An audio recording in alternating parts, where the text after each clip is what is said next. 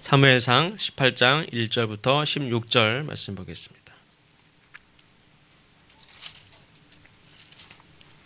한 절씩 교독하고 마지막 절은 같이 읽겠습니다. 다윗이 사울에게 말하기를 마침에 요나단의 마음이 다윗의 마음과 하나가 되어 요나단이 그를 자기 생명같이 사랑하니라.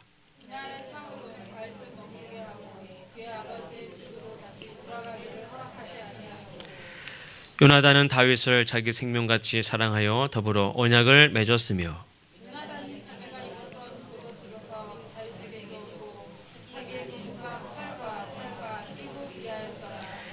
다윗은 사울이 보내는 곳마다 가서 지혜롭게 행하며 사울이 그를 군대의 장으로 삼았더니 온 백성이 합당히 여겼고 사울의 신하들도 합당히 여겼더라.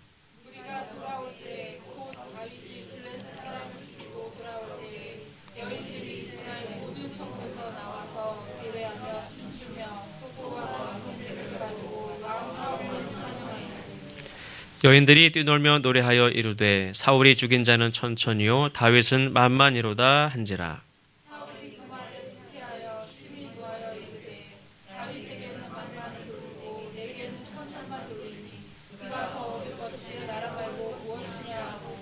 그날 후로 사울이 다윗을 주목하였더라.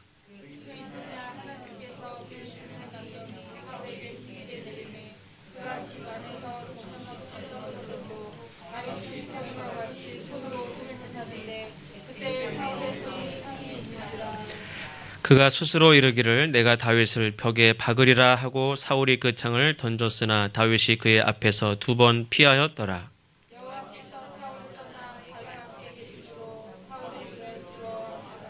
그러므로 사울이 그를 자기 곁에서 떠나게 하고 그를 천부장으로 삼음에 그가 백성 앞에 출입하며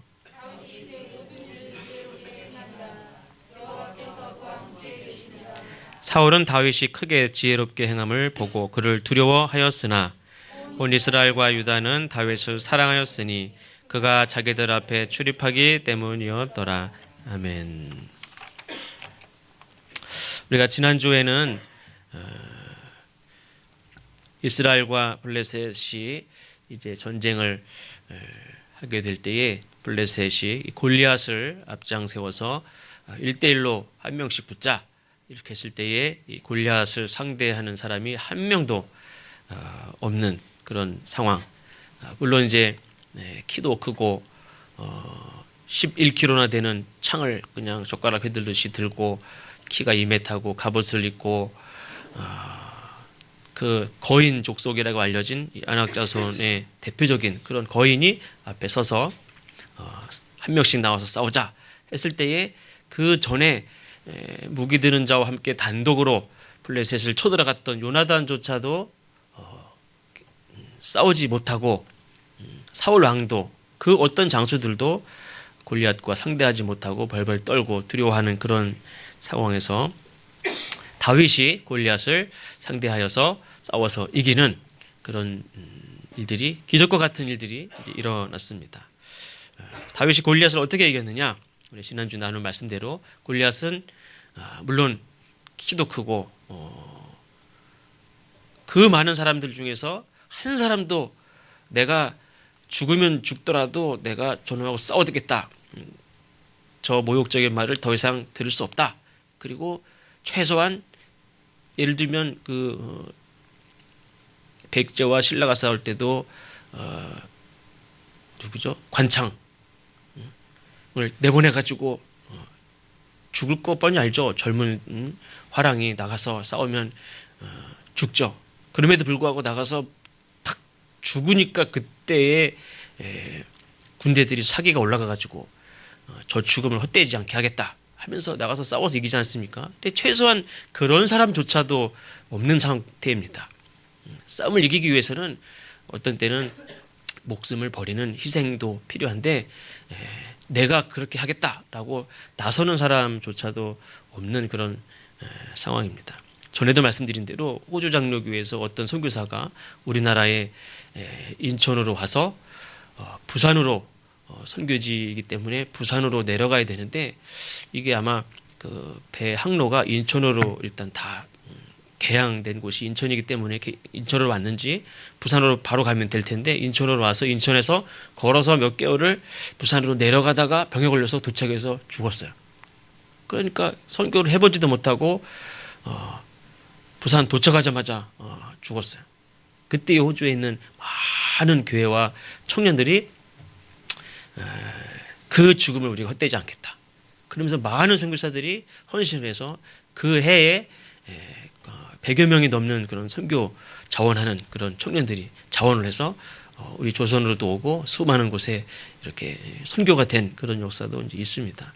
그래서 그 사람의 죽음은 그 사람 한 사람으로 보면 선교사 훈련을 받아가지고 인천에 몇 달 동안 배를 타고 도착해서 걸어서 부산에 도착했는데 죽어버렸어요.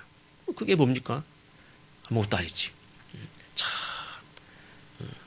헛되고 저렇게 안타까운 일이 어디 있습니까? 근데 그분의 죽음을 통해서 그분이 뭐 전도하다가 죽은 건 아니지만 그냥 가는 길에 병을 얻어서 죽었지만 그 죽음을 헛되지 않게 하겠다는 많은 그리스도인들이 자원하고 선교를 감당하는 그런 씨앗이 또 됐습니다. 이 전쟁에서 이기기 위해서도 그런 어떤 운동력을 갖게 하기 위해서 또 씨앗이 되기 위해서 그렇든 안 그렇든 어쨌든 내가 그냥 모욕을 듣고 있을 수만 없어서 내가 죽으면 죽더라도 내가 싸우다 죽지 내가 이렇게 도망가고 모욕적인 말을 들을 수는 없다 하면서 싸우는 사람이 한 명도 없는 그런 상황이지만 다윗이 나가서 싸워서 이기죠. 근데 지난주에 말씀드린 대로 어떻게 이겼습니까? 내 양을 지키는 방식으로 이 백성들을 지키고 사자를 죽이는 방식으로 골리앗을 죽였습니다. 그가 뭐 새로운 방법으로 새로운 무기로 새로운 어떤 전략으로 싸운 게 아니라 평상시 사자를 잡던 방법으로 지난주에 말씀드린 대로 사자는 이리 뛰고 저리 뛰고 확 뛰면서 달려드는 그 사자도 물맷돌을 맞춰서 한 방에 죽이는데 갑옷을 입고 두운해가지고 갑옷을 입고 이렇게 있는 거 그거 하나 못 맞춥니까? 그래서 골리앗을 무찔러서 이겼습니다. 물론 다윗의 고백은 그때도 사자와 곰의 그 죽음의 자리에서도 나를 지키신 하나님이 여기서도 지키실 것이다 하는 그런 믿음을 가지고 조약돌을 고운 물맷돌 조약돌 5개를 다 골라가지고 이것도 물론 이제 평소에서도 양을 지킬 때 사자가 나탔을 때도 조약돌을 잘 골라서 평소에 또 이렇게 잘 가지고 있을 수도 있죠. 양을 칠 때는 가지고 다닐 수도 있어요. 뭐 총을 가진 자가 총 실탄을 가지고 있듯이 물맷돌을 가지고 있을 수 있습니다. 매끄러운 돌을 잘 골라가지고 하나님 앞에 맡기고 기도하면서 골리앗을 이겼습니다. 이 사울 왕의 입장에서 보면 사울이 분명히 내세운 공약입니다. 저 골리앗을 죽이는 사람에게 세금도 면제해주고 토지도 주고 상도 주고 내 딸도 준다. 옛날 고대 이런 신화 같은 데 보면 그런 얘기가 많죠. 어떤 내 딸이 평생 웃지도 않아. 내 딸을 웃게 해줄 수 있는 난자면 내가 사위로 삼는다. 그래서 막 그런 동화도 있죠. 근데 이 골리앗을 물리치는 자에게 내 딸을 준다. 사위로 삼는 거예요. 그러니까 마지막에 보면 다윗을 그 17장에 보면 이미 다윗을 악기 연주하는 자로 등용을 하지 않습니까? 무기 드는 자로도 등용을 해요. 그럼 내가 사울이 이 다윗을 모릅니까? 알지. 근데 성경에 보면 끝에 보면 저 다윗이라고 안 하죠. 저 소년이 누구의 아들이냐? 누구의 아들이냐? 누구의 아들이냐? 이게 몇 번 나와요. 다윗을 내가 데리고 있지만 저게 누구 아들인지는 아직 몰랐어요. 전엔 누구 아들인지 상관이 없었어요. 왜 그러냐면 그냥 내 무기 드는 자로 또 연주하는 자로 등용을 했기 때문에. 근데 누구 아들이 왜 중요합니까? 사위를 삼아야 되니까. 집안이 중요하잖아요. 누구 집안인지. 내 딸을 줄 집안인데 집안이 이제 그때서야 이제 집안을 생각하는 거예요. 이세 아들입니다. 그러니까 이 사울 왕의 입장에서는 지금 블레셋을 무찌를 수 있는 방법이 한 가지도 없었어요. 저 블레셋과 싸워서 이길 수 있는 방법이 아무리 생각해도 없어요. 거의 비슷한 인원이 이렇게 대치하고 있지만 이길 수 있는 방법이 없어요. 오히려 도망가고 숨고 다 이렇게 그 모욕적인 말을 들으면서도 어차피 말싸움인데도 말싸움도 말로 대항하는 사람도 없어요.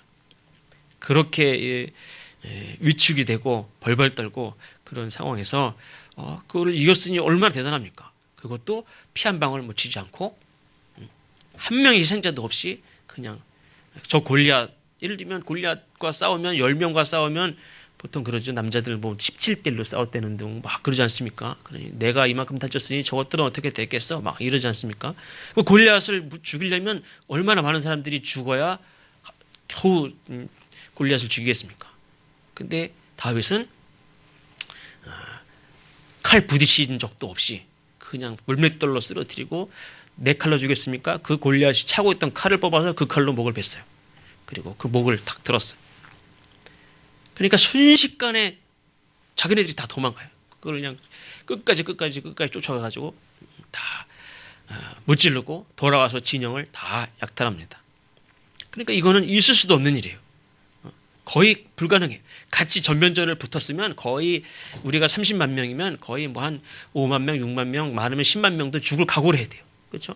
그럼 이 내 백성들이 수많은 사람들이 죽을 각오를 해야 돼요. 죽어야, 그리고 죽고 또 많은 사람이 다치고 많은 희생을 치러야 겨우 무찌르는 거예요. 근데 한 명 희생자도 없이 다 무찔렀어요. 이게 얼마나 큰 승리입니까? 물론 사울이 계속 승리를 많이 했지만 사실 사울이 승리한 것은 앞에 부분에 보면 다 하나님이 도우셔서 승리를 했죠. 이번에도 사울이 왕으로서의 지도력을 발휘해가지고 백성들을, 군사들을 잘 탄압하고 용기를 불러일으키고 사계를 진작시켜가지고 이긴 게 아니라 자기는 한 게 하나도 없어요.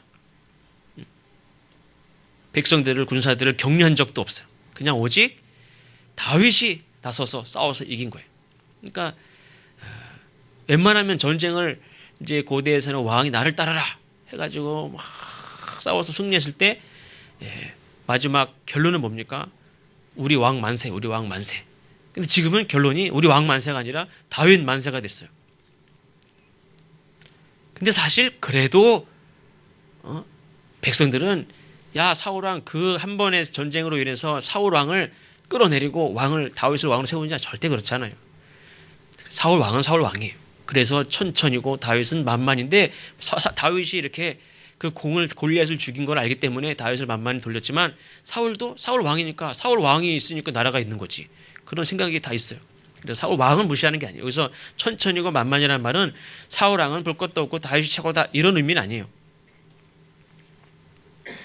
사울왕과 더불어서 다윗을 하는데 다윗을 부인할 수 없는 그의 공을 인정하다 보니까 만만히 됐는데 그것을 어떻게 보면 마음에 넉넉한 그런 왕이면은 그 당시의 왕은 내 겉옷을 착 벗겨서 입혀줘요. 그리고 다윗을 이렇게 올려줘요. 칭찬해주고 치하하고 내 왕의 왕관을 벗어줄 수는 없지 왕이니까. 그러면서 내가 보검을 하살한다든지 다 하살하고 역시 훌륭한 장군이 내게 있어서 아주 든든하다. 응? 내게 천군 만마와 같은 그런 이 다윗이 내게 생겨서 자기 신하로 딱 지명을 하고 자랑스러워하고 온 세상에 공포를 하고 그러면 자기가 올라가요. 근데 이 전쟁을 계기로 해서 사울 왕이 그 다윗을 두려워하고 다윗을 경계하고 그러면서 이제 그 여자들이 이렇게 노래하는 그 노래소리 하나에 획 하죠. 나한테는 천천을 돌리고 쟤들한테 다윗한테 만만을 돌려? 그거에 불쾌해가지고 기분이 확 상하면서 그러면서 스스로 가진 생각이 뭡니까? 그래 다윗이 더 바랄 거는 이제 가질 거는 나라밖에 없겠구나. 아무도 그렇게 생각하는 사람이 없는데 스스로 자기가 자기 자리를 다윗이 이 자리를 가져갈 것이다 라는 생각을 자기가 가져요. 자기가 그런 말을 해요. 그러니까 사실 말도 참 위험한 거예요. 그렇죠? 누가 그런 말을 시켰습니까? 누가 가르쳤습니까? 어떤 사람은 일부러 외우게 하고 가르쳐도 머릿속에 안 남는데 이거는 스스로 가진 생각에 다. 그리고 자기가 말을 뱉었어요.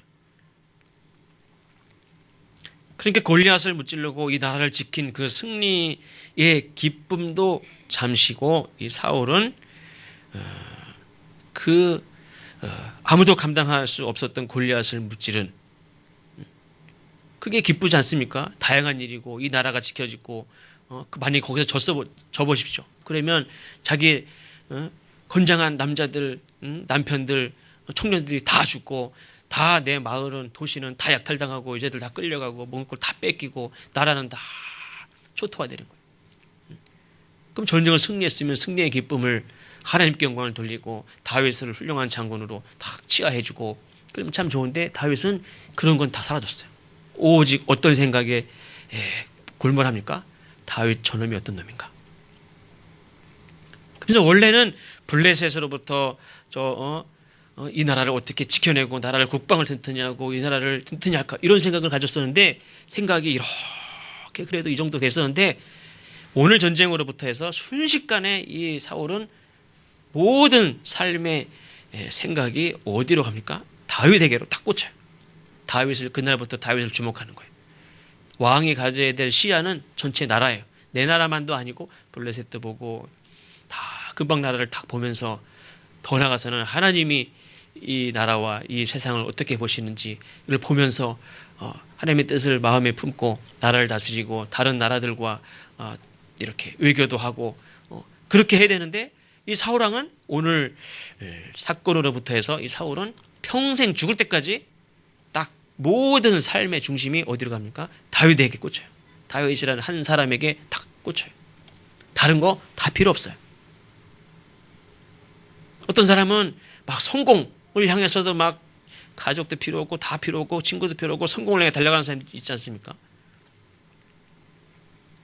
이 사울은 나라도 자기의 명예도 뭐 국방도 무슨 어떤 사람은 다 필요 없고 오직 사랑 달려가는 사람도 있고 근데 사울은 그냥 저 다윗 저놈 다른 거 하나도 안 보여요.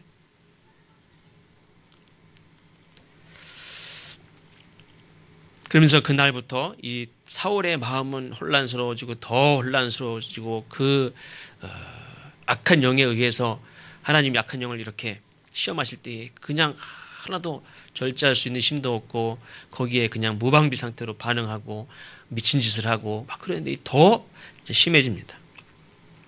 많은 백성들이 다윗에게 시선이 향합니다. 오늘 앞부분 1절 말씀부터 보면 사울이 다윗에게 묻죠. 누구 아들이냐? 너의 아버지가 누구냐? 네, 이세 아들입니다. 그 말을 마치자마자 요나단의 마음이 다윗의 마음과 하나가 되어 요나단이 그를 자기 생명같이 사랑하니라. 거의 10살 차이가 난대요. 그러니까 아마 아버지 같진 않지만 삼촌 같고 아주 그냥 너무 대단해 보였겠죠. 요나단이 볼 때 다윗이 너무 대단해 보였을 거예요. 근데 사랑한다는 표현은 고대에서 이 사랑한다는 표현은 뭐 이렇게 동성애적으로 사랑한다는 표현이 아니라 충성을 맹세하는 거예요. 충성. 생명과 같이 사랑하니라 이 말은 충성을 표시하는 하나의 고백적인 표현입니다. 그래서 요나단이 다윗에게 충성을 맹세하는 표현이에요. 근데 사실은 요나단은 왕자고 다윗이 신 아닙니까? 그러면 다윗이 왕자에게 사실은 다음 왕으로 세자를 책봉한다면 요나단 아닙니까? 근데 요나단이 스스로 자기 옷을 다윗에게 입혀주고 그에게 이렇게 충성을 맹세해요. 언약을 맺었다는 건 충성을 맹세하는 거예요. 사랑이라는 표현도 이 언약을 맺는 내가 당신에게 충성하겠습니다 하는 그런 표현입니다. 그러니까 상황이 모든 백성들이 이 다윗을 칭송하고 심지어 자기 아들조차도 다윗에게 충성을 맹세해요. 그리고 오늘 말씀에 보면 그 사울 왕이 이 다윗을 군대의 장으로 세웁니다. 근데 사실은 다윗은 지금 갑자기 나타난 사람이죠. 전쟁 때 갑자기 나타나서 골리앗을 무찌른 그런 사람이에요.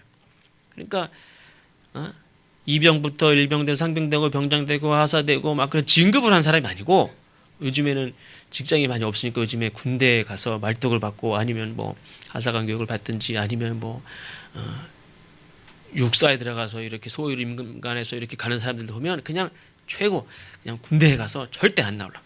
제 위에 2년 선배 목사님도 지금 중령 달았나요? 군목인데 중령 달았는데 그 8, 9학번 때에 중령 다른 분들이 거의 없어요. 거의. 그러니까 전체 신학교 전체 합쳐서 5명 정도도 안 되는데 중령까지 달았어요. 이제 대령 달고 표현하겠지만 아주 얼마나 치열한지 몰라요. 이 진급하는 과정에서 얼마나 경쟁이 심한지 몰라요. 그렇죠? 그러면 이 사호랑 밑에 이런 신하들이 계급이 이렇게 쭉 있으면 한 계급 올라가기가 쉽습니까?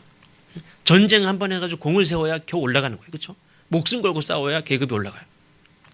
어떤 사람은 다리라도 부러져야 그냥 한 계급 특진 이렇게 해줘요. 다윗은 그냥 한 번에 군대 장이 됐어요. 그러면 나머지 군대 밑에 있는 신하들이 시기를 할까요, 안 할까요?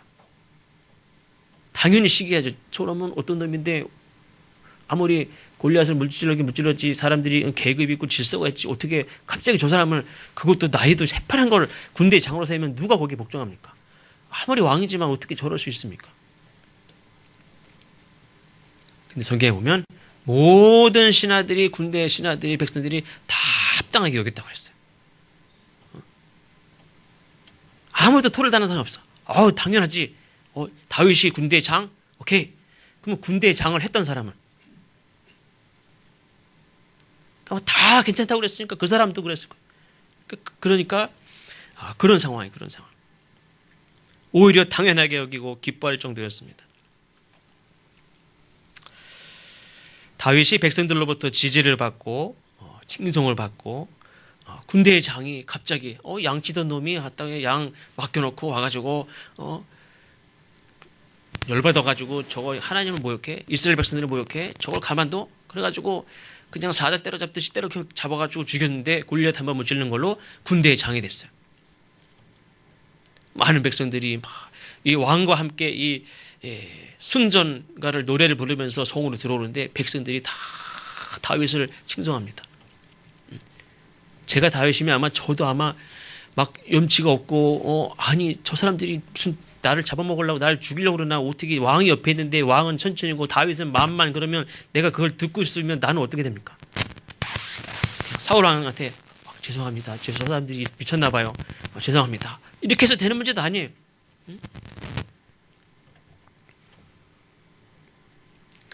그 지지를 받고 돌아오는 순간부터 다윗에게는 고난이 시작이 돼요.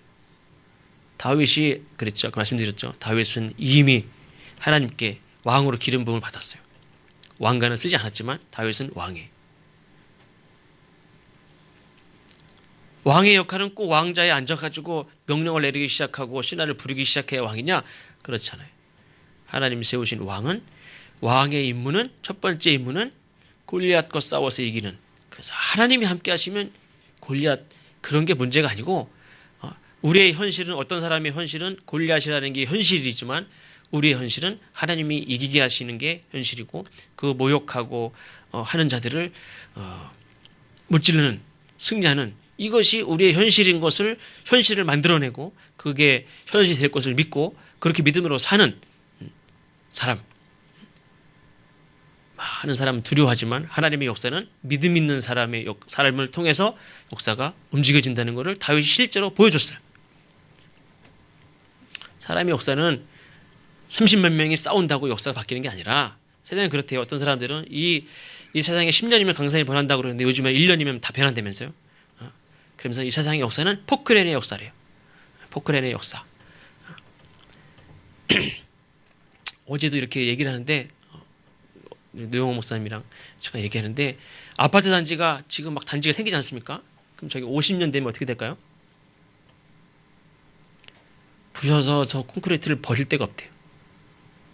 여기 미래타운도요. 나중에 50년 되면요. 여기가 저 50년 때까지 저걸 쓸 수 있을까요? 50년 전에 못 써요.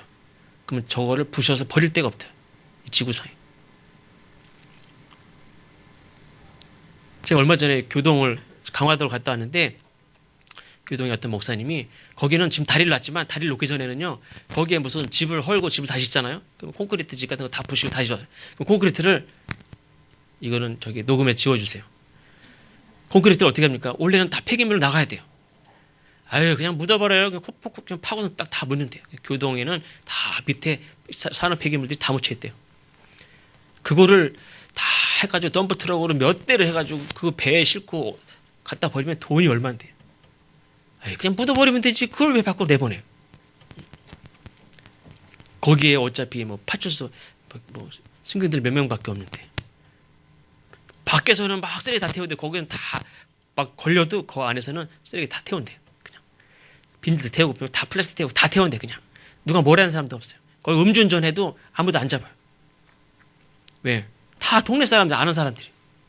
지난번 가뭄에 비가 안 와가지고 막 사실제 물 뿌리는데 물 우리 안 주고 저쪽에 있었다고 막 파출소 가서 싸우고 막 그랬는데 다 그 교회 교인들이에요. 이 교회 교인, 이 교회 교인 맨날 보는 사람들이. 또 잘 풀어지면 또 다 잘 지내요 또.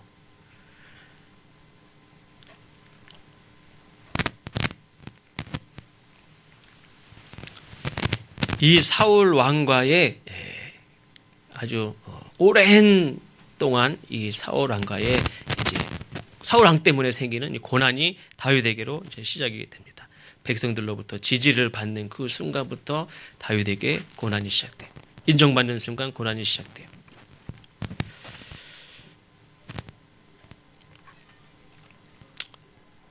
다윗은 왕이지만 그 왕으로서 하는 일은 지금 이 처음에는 골리앗을 상대하는 일, 골리앗을 무찌르는 일.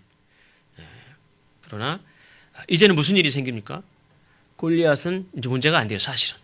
나중에 지나고 나면 사울 왕과의 그 힘든 그런 시간들을 이렇게 사울 왕을 상대해야 되는 그런 시간들을 보내면서 골리앗이라는 상대는 아무것도 아니구나. 골리앗을 상대하는 거는 나중에 지나고 보면 너무 쉬웠어요. 왜요? 한 번에 끝나잖아요.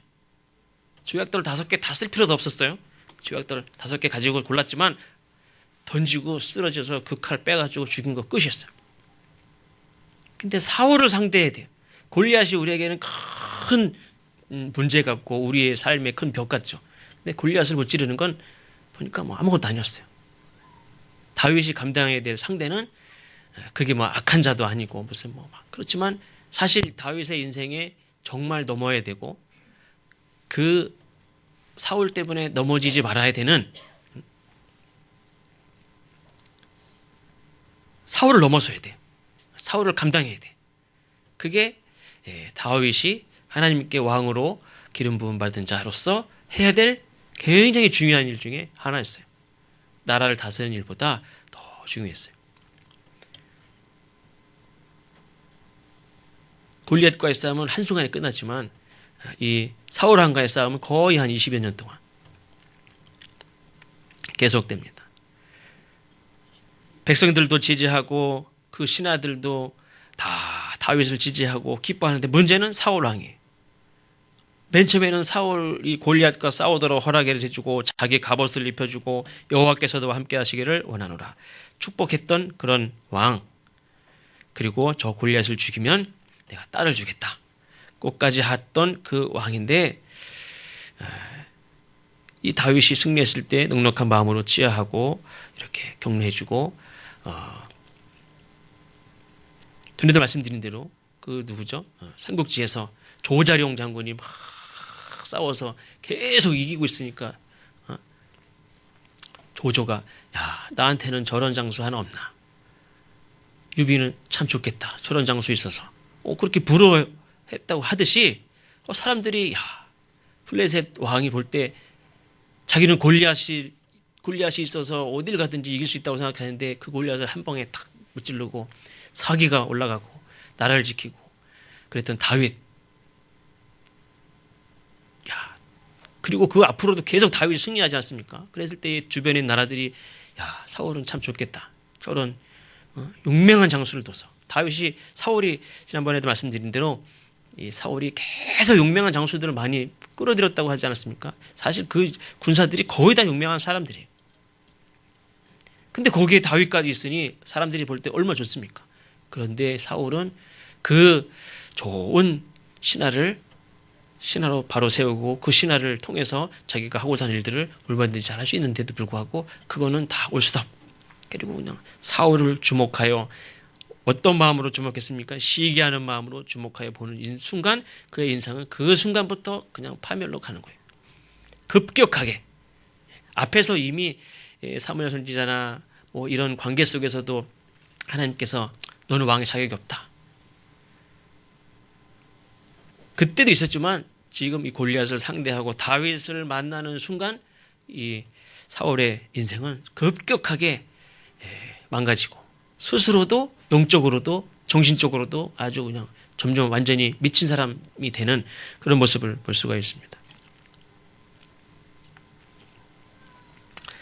자기에게 자기를 위로하느라고 여전히 골리앗을 무찌른 사람이지만 여전히 오늘도 나에게 연주해주는 군대 장이면은 이제 딱 겸상도 하고 예를 들면 겸상도 하고 딱 의논도 하고 그럴 수 있는 자리 아닙니까? 그런데 이 다윗은 여전히 맨 처음에 사울이 자기를 등용했을 때 사울을 위로하고 영혼을 이렇게 치유하고 하는 연주하는 그런 역할을 와서도 골리앗을 무찌른 이후에도 계속 그렇게 하고 있었어요. 군대의 장이 됐으면은 그거야 뭐 다른 악기 연주하는 사람 얼마나 많아요. 뭐 또 시키면 되지. 내가 그거 하고 있어요 지금? 근데 다윗은 여전히 악기를 연주하고 왕과 1대1로 마주보고 왕을 위로하고 연주해주고 좋은 얘기를 해드리고 이런 일을 하고 있었어요. 그래서 사울은 변함없이 자기 곁에서 자기를 위로하는 그 사람을 향해서 창을 던져서 그 마음속에 벽에 박으리라 창을 던져가지고 죽이겠다고 벼르고 그 순간에 그렇게 창을 실제로 던지고 자기를 향해서 노래를 불러주는 사람을 향해서 창을 던져요. 세상에 공포한 거 약속한 거 아닙니까? 저희 다윗에게 딸을 주기로 약속했고 세금을 면제해 주기로 했고 내가 친히 군대 장으로 세운 사람이에요. 근데 내 손으로 죽이면 어떻게 돼요? 근데 그런 거 그 다음에 어떻게 되는지 이걸 그 생각도 못해요. 그냥 눈앞에 있는 거 저게 너무 미워. 저걸 죽여버리고 싶어. 근데 그걸 절제할 힘이 없어요. 그냥 창을 막 던져요. 시기심으로 다윗을 주목해 보는 순간에 자기는 그냥 너무나 망가진 사람으로 왕이 아니지. 자기의 신하를 자기를 위해 악기 연주하는 사람을 창을 던지는 사람이 됩니다.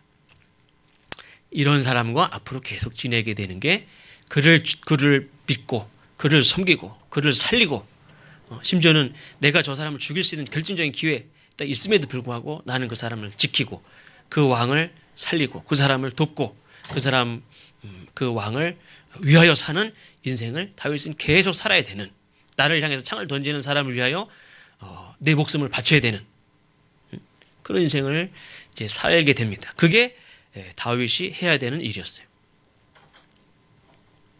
나는 왕으로 기름 부음을 받았으면 나는 내 목숨을 잘 보존해서 왕이 되는 게 목적이잖아요.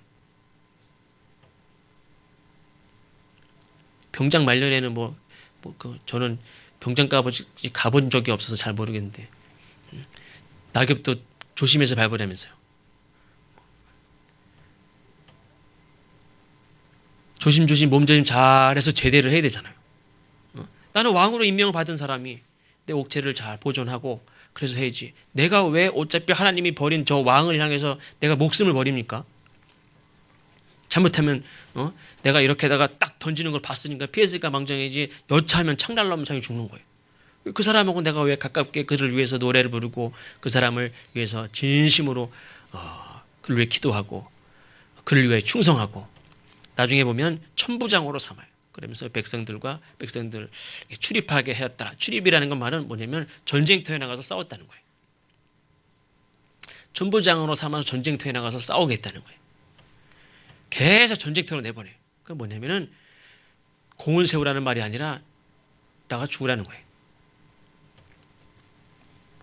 어떤 남편들이 나 정말 소원이 있는데 나 오토바이 사줘.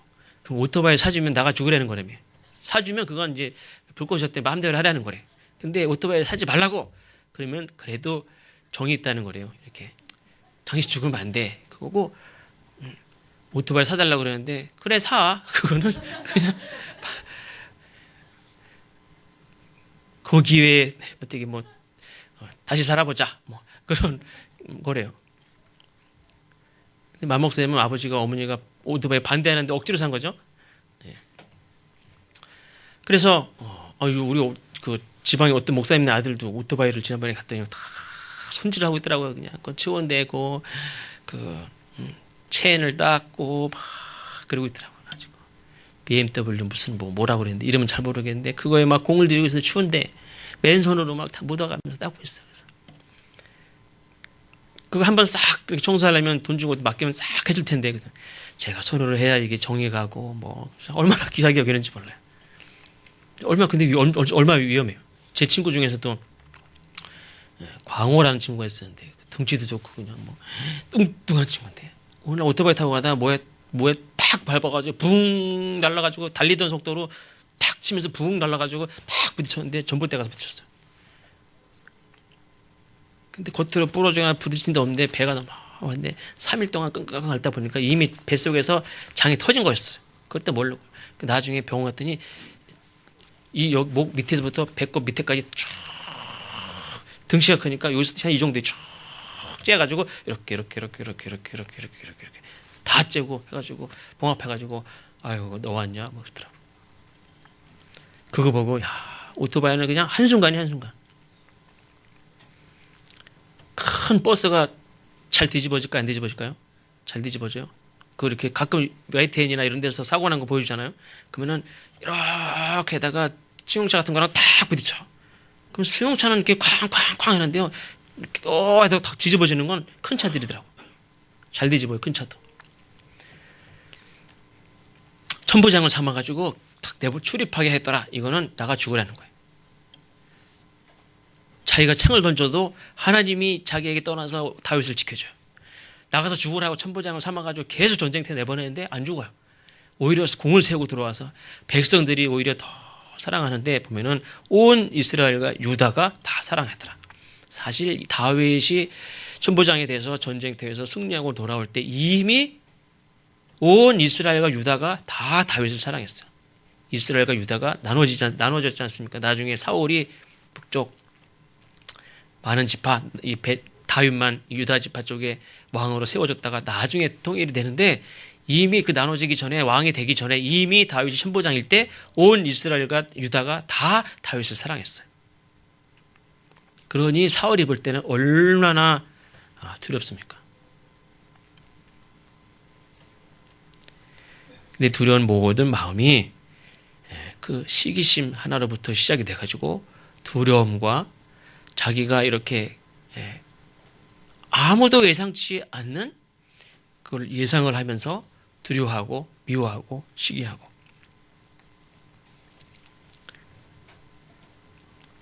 사울의 인생과 다윗의 인생이 다른 것은 사울의 인생에 다윗이라는 존재가 딱 나타나는데 사울의 인생에서는 다윗이 가시고 걸림돌이 물론 골리앗을 이겨서 이걸 넘어가긴 했지만 다윗 때문에 자기 인생이 이제 큰 문제가 생겼다고 생각을 하고 시기하고 두려움에 다윗을 딱 솎아내기 전에는 자기 인생이 아무것도 아니에요. 그래서 다윗만 주목하고 있어요. 그런데 다윗의 인생에 있을 때 골리앗이라는 존재도 있었지만 이제는 다윗에게 있어서는 사울이라는 존재가 자기 인생에서는 큰 걸림돌이 될 수도 있어요. 자기 인생을 넘어야 되는 사울을 이렇게 감당해야 되는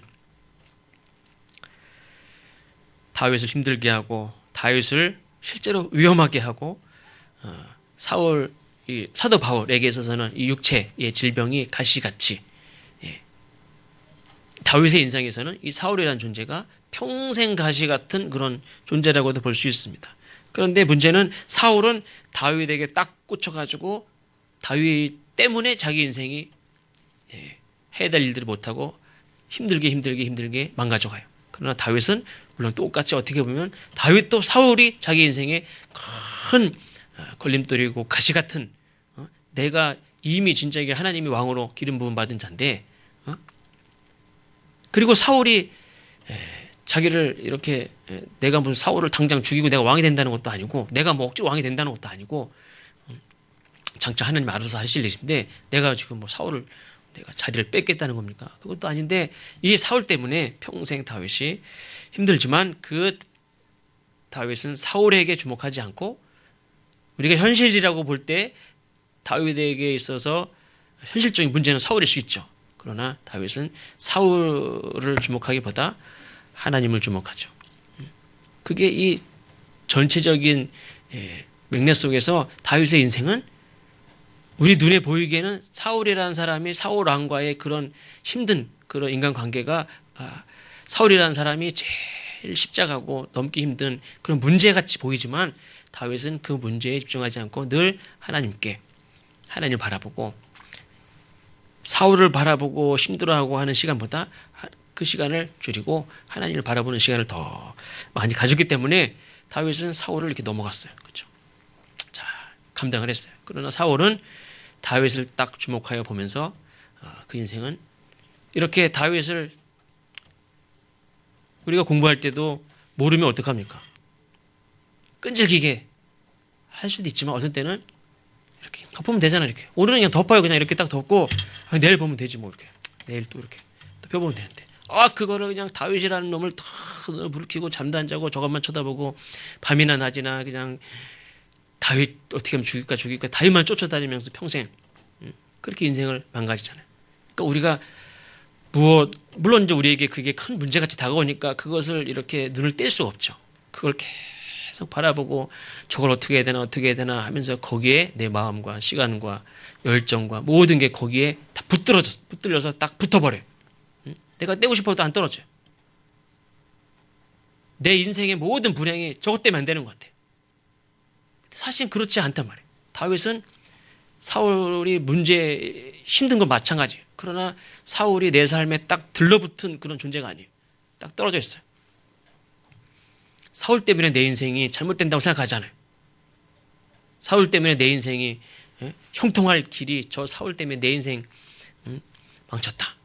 그렇게 생각하잖아요. 실제로 또 하나님은 다윗을 만들어가는 우리가 다윗의 성품과 다윗이 물론 실수하고 잘못도 있지만 다윗이 그런 성품과 하나님을 향한 믿음, 신실함, 정직함 이런 것이 어떻게 만들어졌습니까? 사실은 사울과의 이런 관계 속에서 만들어지는 거예요. 그러니까 하나님이 주신 고난이에요. 하나님이 주신 과정이에요. 근데 어떤 사람은 그거를 저 사울 때문에 내 인생이 피지 못하고 저 사울 때문에 내 인생이 이 모양 이 꼴이고 저 사울 때문에 내 팔자가 이렇다. 이렇게 생각하는 사람이 많죠. 그러면서 그거를 끝까지 평생 가는 거예요. 저 다윗을 누가 사울 붙잡고 살으래요? 근데 이 사울은 다윗을 끝까지 붙들고 가요. 내 문제로서 다윗을 붙들고 가는 거예요.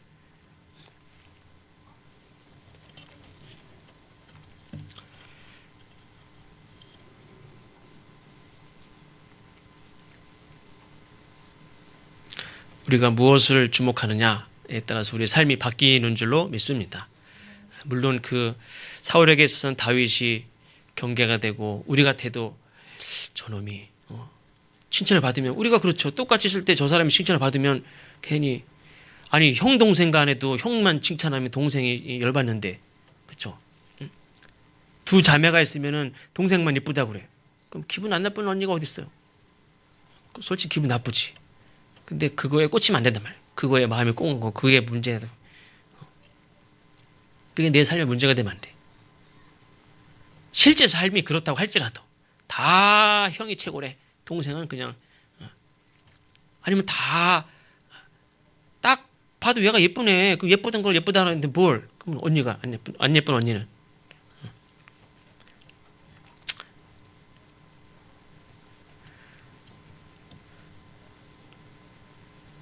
근데 우리가 사소한 것부터 큰 것까지 우리에게 문제로 다가오는 그것들을 붙잡고 늘어지면 안 된다는 거예요. 그거에 주목하면 안 되고, 혹은 그런 문제가 다가오고, 어떤 때는 우리에게 어떤 두려움이 다가오고, 슬픔이 다가오고, 상실이 다가오고, 잃어버린 것들이 다가오고, 빈자리가 다가오고, 저도 그렇죠. 아까도 조경희 집사님이 빈자리를 채워달라고 기도했는데, 빈자리가 채워질 줄로 믿습니다. 너무 또 빈자리만 봐도 안 되는데 또. 그죠? 빈자리만 보면 낙심이 되잖아요. 여기 오늘 오신 분을 봐야지, 그렇죠? 제가 만약에 오신 분은 아는 체도 안 하고 빈자리만 쳐다보고 있으면 그게 온 사람은 뭐예요? 그렇죠? 성가대 다 오셔서 너무 감사합니다. 네. 근데 한 분 안 오시면 한 분 안 오셨네, 누가 안 오셨네.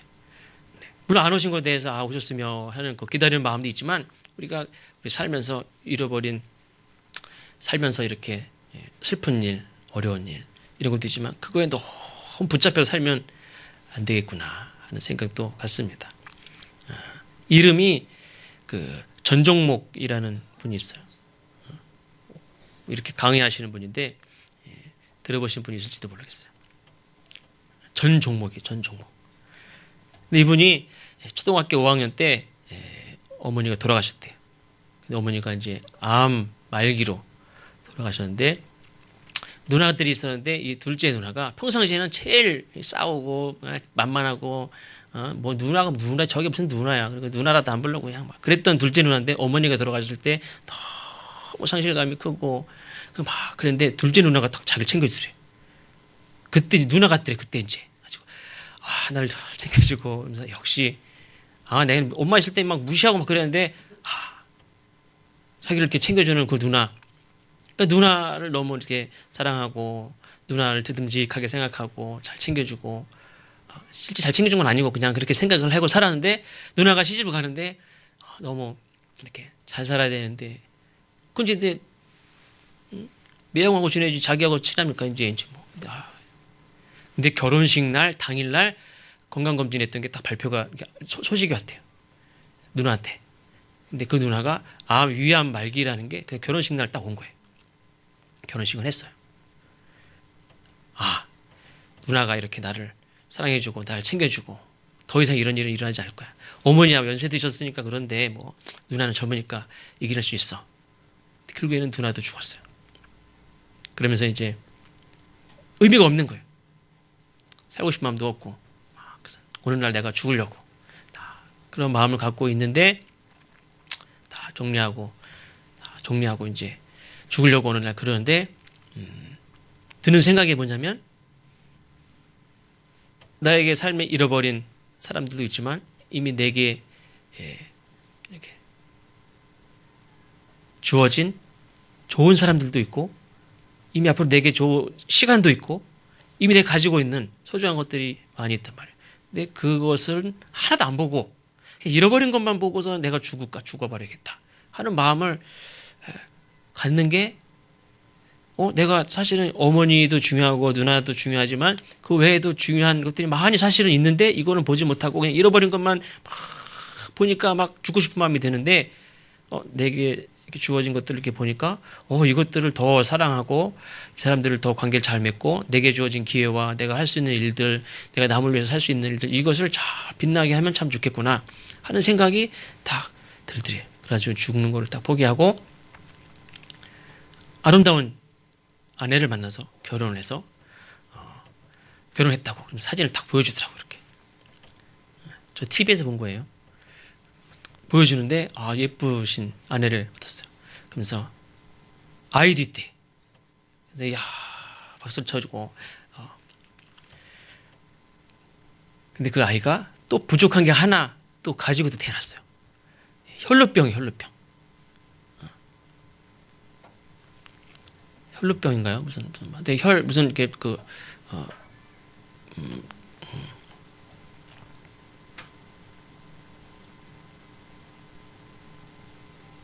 혈루병이라고 들었는데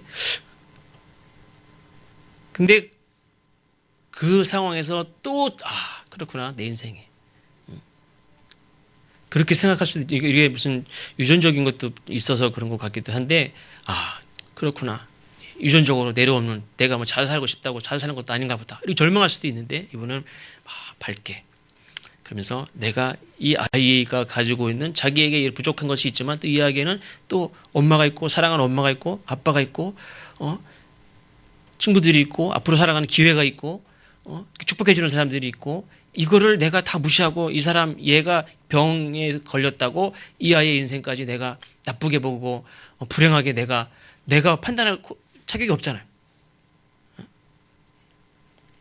지금은 그 부족한 거 하나 때문에 이 아이의 인생을 불행하게 내가 생각하고 판단하고 하지 않고 잃어버리지 않은 거, 갖고 있는 거, 가질 수 있는 그런 기회들, 시간들 이런 것들에 집중하고 또 함께 있는 시간, 소망에 주목을 하고 또 아내와 아들을 위해서 소망을 가지고 밝게 살고 그런다 하면서 이렇게 이야기하는 것을 이제 들었습니다. 그러면서 맞다.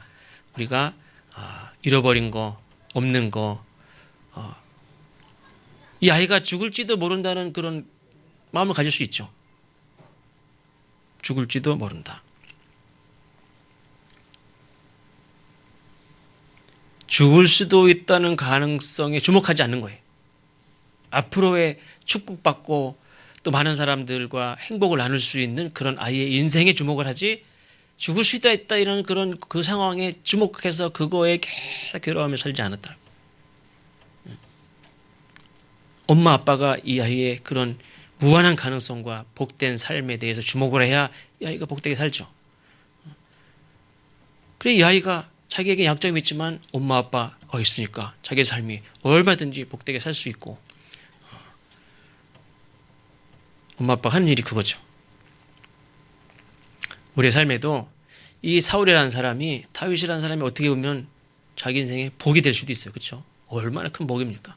근데 그걸 시기심으로 주목해서 보니까 자기 인생의 재앙이 우리가 다윗과 같이 사울도 사울 왕이 뗄래 뗄 수 없는 그런 힘든 나를 힘들게 하는 사람으로 볼 수도 있지만 물론 실제로 힘들기도 했죠. 안 힘든 게 아니지만 그거에 주목하지 않고 하나님께 주목하니까 하나님이 사울을 통해서 나를 정말 지금 역사가 지금 이렇게 많이 흘러오는데도 불구하고 이스라엘 사람들이 이렇게 다시 고대하는 부족하지만 고대하는 임금이 누굽니까? 다윗 임금 아닙니까?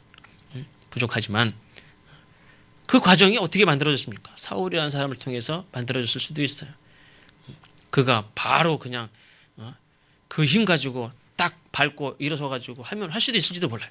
그러나 그 후대에 많은 사람들이 존경하고 고대하는 그런 모습은 아닐 거란 말이에요.